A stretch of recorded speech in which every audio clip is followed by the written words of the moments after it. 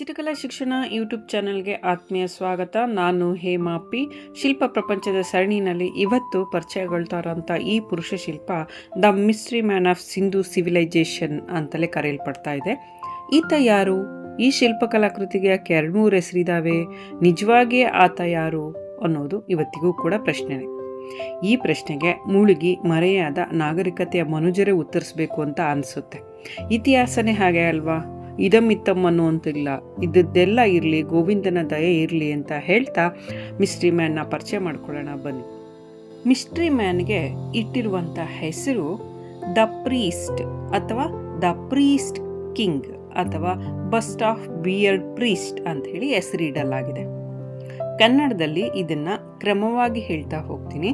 ಪುರೋಹಿತ ಅಥವಾ ಪುರೋಹಿತ ರಾಜ ಅಥವಾ ಗಡ್ಡಧಾರಿ ಪುರೋಹಿತನ ಅರ್ಧಕಾಯದ ಪ್ರತಿಮೆ ಅಂಥೇಳಿ ಅರ್ಥೈಸ್ಬೋದು. ಹೀಗೆ ನಾನಾ ನಾಮಧೇಯಗಳನ್ನು ಹೊಂದಿರುವಂಥ ಈ ಮಿಸ್ಟ್ರಿ ಮ್ಯಾನ್ನ ಕಾಲಾವಧಿ ಬಂದು ಕ್ರಿಸ್ತಪೂರ್ವ 2000ರಿಂದ 2500 ಅಂತೇಳಿ ಗುರುತಿಸಲಾಗಿದೆ.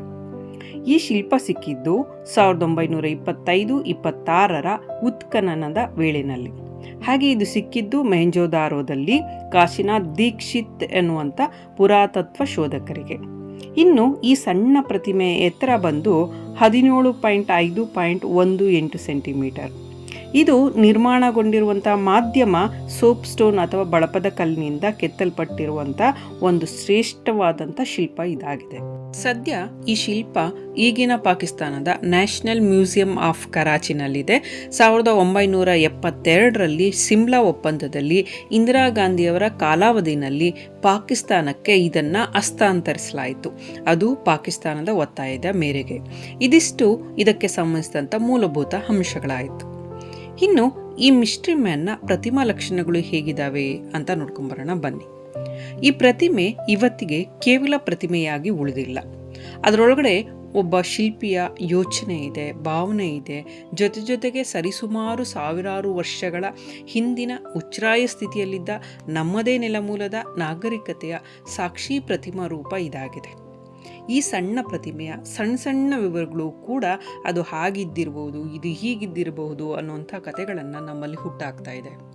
ಸಿಂಧೂ ಸರಸ್ವತಿ ನಾಗರಿಕತೆ ಕಾಲದ ದ ಬಸ್ಟ್ ಸ್ಕಲ್ಪ್ಚರ್ ಅಂಥೇಳಿ ಕರೆಯಲ್ಪಡುವ ಇದು ತಲೆಯಿಂದ ಎದೆಯ ಭಾಗದವರೆಗಿನ ಶಿಲ್ಪ ಆಗಿದೆ. ಚಿಕ್ಕ ಹಣೆ, ಹಿಂದಕ್ಕೆ ಜಾರಿದಂತಿರುವಂಥ ನೆತ್ತಿ. ಬಹುಶಃ ಈ ಭಾಗ ಬೇರೆ ಯಾವುದೋ ಒಂದು ಭಾಗಕ್ಕೆ ಅಂಟಿರ್ಬೋದು, ಹಾಗಾಗಿ ಇಲ್ಲಿ ರಚನೆಗಳು ಕಂಡುಬರೋದಿಲ್ಲ.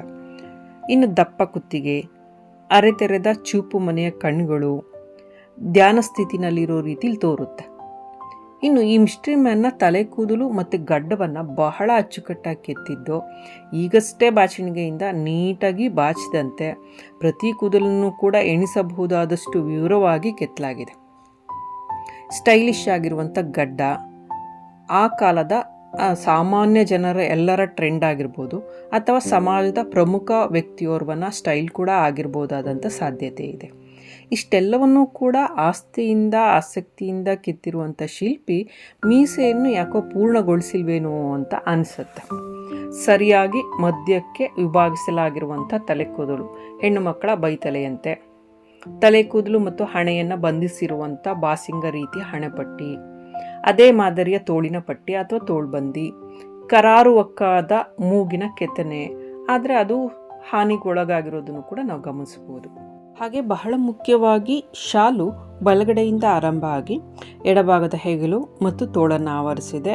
ಮೇಲ್ವಸ್ತ್ರದ ಮೇಲೆಲ್ಲ ಸ್ಪಷ್ಟವಾಗಿ ಎದ್ದು ಕಾಣುವಂಥ ಹೂವಿನ ಮೋಟಿಫ್ಗಳನ್ನು ಕಾಣ್ಬೋದು.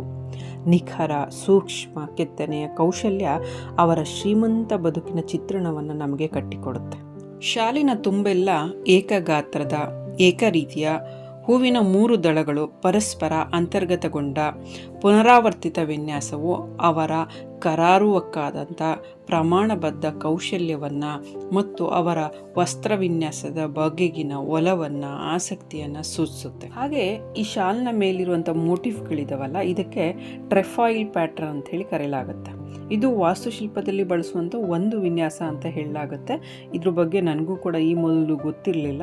ಟ್ರಫೈಲ್ ಪ್ಯಾಟ್ರನ್ ಅಂತಂದರೆ 3 ಚಿಗುರು ಎಲೆಗಳು ಒಂದರ ಒಳಗೂ ಒಂದರಂತೆ ಅಥವಾ ಅಂತರ್ಗತವಾಗಿರುವಂಥದ್ದು ಅಥವಾ ಓವರ್ಲ್ಯಾಪಿಂಗ್ ಆಗಿ ರಚನೆಗೊಂಡಂಥ ಒಂದು ವಿನ್ಯಾಸ ಕ್ರಮ.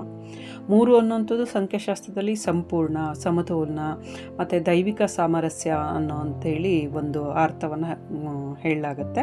ಸಾಮಾನ್ಯವಾಗಿ ನಾನು ಕೂಡ ಗಮನಿಸಿದಂತೆ ನಮ್ಮ ಆಧ್ಯಾತ್ಮದಲ್ಲೂ ಆಚರಣೆಯಲ್ಲೂ ಸದಾ ಈ 3 ಅಥವಾ 3 ಅನ್ನುವಂಥ ಸಂಖ್ಯೆ ಬಹಳ ಪ್ರಾಮುಖ್ಯತೆ ಪಡೆದಿದೆ ಮತ್ತು ಇವತ್ತಿಗೂ ಕೂಡ ಅದು ಬಳಕೆಯಲ್ಲಿದೆ. ಸೃಷ್ಟಿಕ್ರಿಯೆಗೆ ಸಂಬಂಧಿಸಿದಂತೆ ನಾವು ಆದಿ, ಮಧ್ಯ, ಅಂತ್ಯ, ಸೃಷ್ಟಿ, ಸ್ಥಿತಿ, ಲಯ ಈ ಪದಗಳನ್ನು ಬಳಸ್ತೀವಿ. ಇವುಗಳು ಕೂಡ 3 ಇರುವಂಥದ್ದು. ಮತ್ತು ತ್ರಿಮೂರ್ತಿಗಳು ಬ್ರಹ್ಮ, ವಿಷ್ಣು, ಮಹೇಶ್ವರ, ಹಾಗೆ 3 ಲೋಕಗಳು, ಸ್ವರ್ಗಲೋಕ, ಭೂಲೋಕ, ಪಾತಾಳಲೋಕ, ಹಾಗೆ 3 ಗುಣಗಳು ಸತ್ವ, ರಜಸ್, ತಮಸ್ ಅಂಥೇಳಿ ನಾವು 3 ಬಳಸುವಂಥದ್ದು.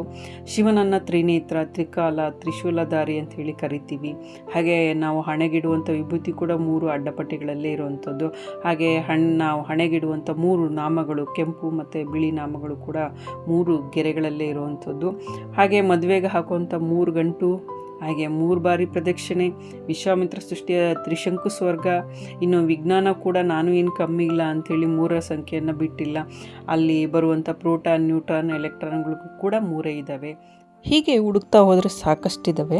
ಇಷ್ಟೆಲ್ಲ ಯಾಕೆ ಹೇಳಬೇಕಾಯಿತು ಅಂತಂದರೆ 3 ದಳಗಳ ಸಂಯೋಜನೆಯ ಒಂದು ವಿನ್ಯಾಸ ಇವತ್ತಿಗೆ ಬಳಕೆಯಲ್ಲಿರುವಂಥ ಒಂದು ವಿನ್ಯಾಸ ಅಲ್ಲ.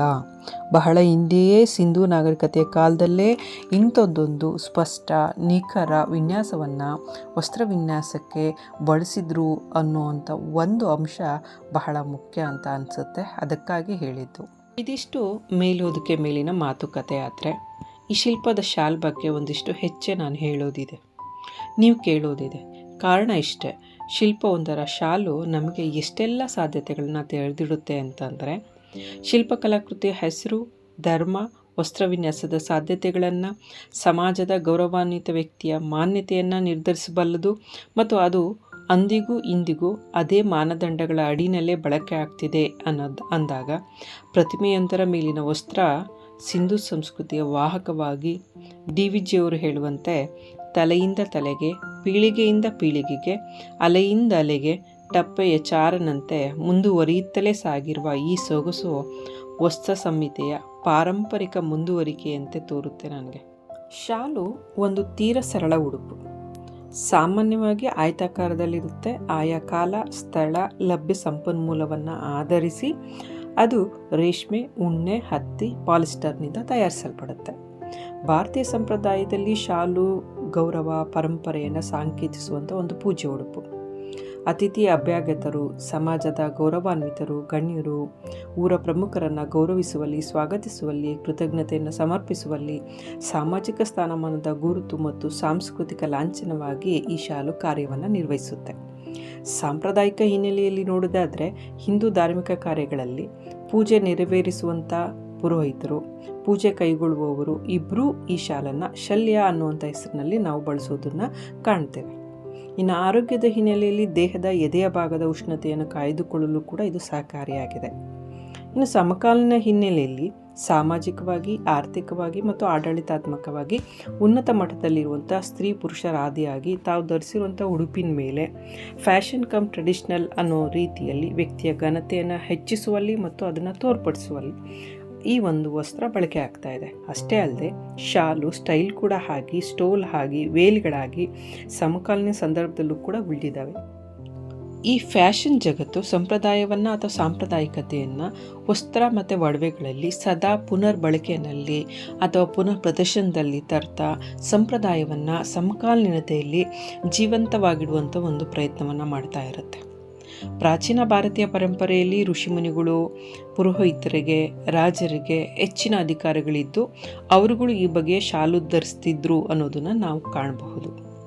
ಸಿಂಧೂ ನಾಗರಿಕತೆಯ ಉತ್ಖನನದಲ್ಲಿ ದೊರೆತಿರುವಂಥ ಏಕೈಕ ರುಂಡ ಸಹಿತ ಉತ್ಕೃಷ್ಟ ಕೆತ್ತನೆಯ ಶಿಲ್ಪ ಇದಾಗಿರೋದ್ರಿಂದ ಅದರ ಮುಖಭಾವ, ಅದರ ಗತ್ತು, ಅದರ ಮೇಲಿನ ಹೊದಿಕೆ ಮೇಲಿನ ಏಕರೀತಿಯ ವಿನ್ಯಾಸ, ಸ್ಟೈಲಿಶ್ ನೀಟ್ ಶೇವ್ಡ್ ಬಿಯರ್ಡು, ಹಣೆಪಟ್ಟಿ, ತೋಳ್ಬಂದಿ ಇವೆಲ್ಲ ಆ ಕಾಲದ ಓರ್ವ ಸಮಾಜದ ಪ್ರಮುಖ ಗೌರವಾನ್ವಿತ ವ್ಯಕ್ತಿಯೇ ಇರಬೇಕು ಅನ್ನೋಂಥ ಒಂದು ಭಾವನೆಯನ್ನು ಮೂಡಿಸ್ತವೆ. ಆ ಭಾವನೆಯನ್ನು ಆಧರಿಸಿಯೇ ಪುರೋಹಿತ ಅಥವಾ ಪುರೋಹಿತ ರಾಜ, ದ ಪ್ರೀಸ್ಟ್ ಅಥವಾ the priest king, the bust of beard sculpture ಅಂಥೇಳಿ ಅದನ್ನು ಕರೀಲಾಗಿದೆ.